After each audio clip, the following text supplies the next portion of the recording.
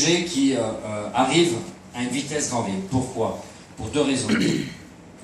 La raison principale, c'est que le monde entier, sauf ceux qui sont comme les Australiens, assis sur tant de richesses minières par rapport au nombre d'habitants, ils ont une certaine protection. Pour information, un Australien consomme 40 tonnes par an de matières premières, y compris les matières renouvelables, l'eau ou le blé. Un Français, c'est 22 tonnes.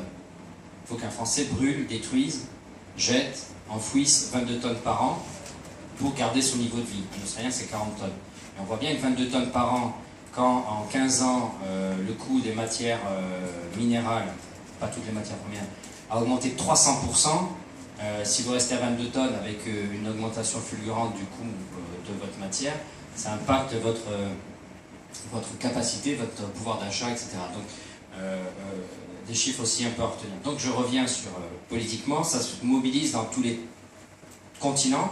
Au niveau de l'Europe, très très fort. Il va encore accélérer les derniers engagements du commissaire européen à l'environnement, Potočnik, sont attendus en juillet. Il y a un arbitrage politique toujours un peu compliqué. Mais sa volonté était très très forte au départ. Quelle sera-t-elle en termes de publication de l'Europe? Je ne sais pas. Face à l'urgence. C'est d'ailleurs un de ses derniers messages. Il a dit, c'est l'urgence absolue. On ne peut même pas attendre un an. Il faut que nous rentrions dans une société qui préserve les ressources, qui optimise l'utilisation des ressources. Donc ça redescend au niveau de la France. La France, elle n'est pas avec des politiques qui ne mesurent pas tout ça. Peut-être ne le mesure-t-il pas de façon aussi profonde que M. Potočnik. Et vous avez les entreprises qui, elles savent une chose. C'est que faire de la prospective, 60% des entreprises européennes, dans un sondage, indiquent que sous 5 ans, elles vont revoir leur modèle par rapport à la consommation de ressources. 60% savent qu'elles doivent se poser des questions. En Allemagne, 45% du coût d'un produit fini, c'est le coût matière première, largement devant l'emploi, largement devant les taxes diverses et variées, c'est 45%. Et c'est en augmentation constante. Donc les entreprises allemandes, elles le savent. Si Renault, depuis 5 ans, a un plan qui s'appelle économie circulaire, c'est pas pour rien, parce que depuis 5 ans, ils ont vu ces enjeux.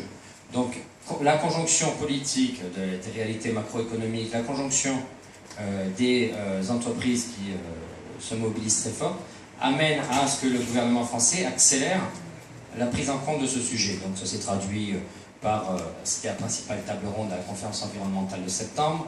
À Gardanne, en décembre dernier, lancement de la stratégie nationale en termes d'économie circulaire. Et ça sera des conférences annuelles pour réactualiser cette stratégie avec 4 axes. Principe de proximité, comme ça j'ouvre un peu un débat, mais j'en ai parlé tout à l'heure. Stratégie ressources, c'est-à-dire que l'État maîtrise mieux qu'est-ce qui est stratégique pour nous sur les ressources. On en est au point qu'on ne sait pas si les ressources tombent, s'il n'y a pas un effet domino derrière. Donc l'État y réfléchit. Mobilisation des régions, donc les régions dans le format d'avant, il en fallait 5 avant la fin de l'année, on devrait plutôt être vers 10 qui se mobilisent. Et mobilisation des filières industrielles via le CNI, le Conseil national de l'industrie. Et les filières, elles sont extrêmement volontaires. Donc, agenda suivant, la stratégie nationale française en termes de transition écologique, deuxième axe, l'économie circulaire, je vous fais vite. La loi transition énergétique qui est présentée la semaine prochaine, aura probablement un volet économie circulaire pour commencer à prendre des décisions sur ce sujet, parce qu'il faut les prendre aujourd'hui. Et je crois que ça sera, je ne peux pas m'engager à la place de la ministre, mais de ce que je sais, de ce que je vois avec ses conseillers, etc., ça sera un engagement très très fort de Ségolène Royal sur la deuxième partie de son ministère. Là, elle gère transition énergétique, biodiversité, code minier. Pour faire vite, c'est quand même des gros morceaux. Mais après, ça sera l'enjeu ressources, la transition ressources, comme il y a une transition énergétique, il est possible, ça, on y réfléchit, est-ce qu'il y a une transition ressources, une loi qui fasse que la société sorte de ce modèle d'hyperconsommation.